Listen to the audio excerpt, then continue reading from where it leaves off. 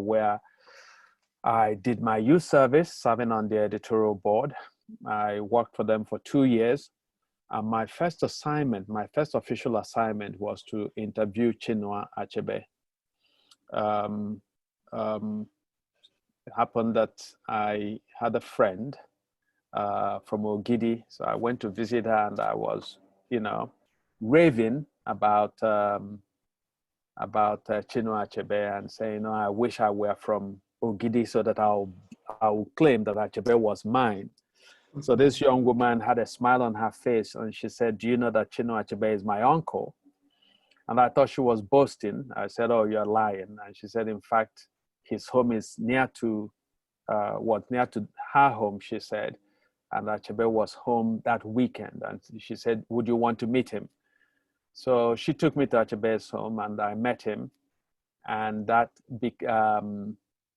thus began a relationship with Achebe that lasted for 30 years until his passing.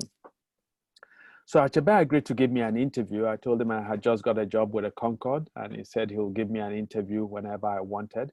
So when I resumed and told the editor that I had met Achebe and he will give me an interview, I had his phone number. He said, that's your first assignment. So that assignment, I've written about it, that relationship in my memoir, Never Look an American in the Eye.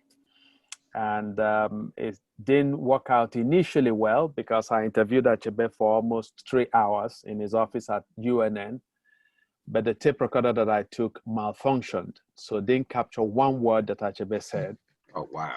So I came back to Enugu to my hotel at Hotel Presidential. And some of my friends who were fans of Achebe gathered in my hotel room and said, oh, we want to hear Achebe's voice. So I pressed play and there was silence. I put in another cassette, press play. There was again silence. So all 3 cassettes that I took with me recorded nothing of the interview. So I had to call Achebe in panic, and he was such a gracious and generous man and granted me another interview.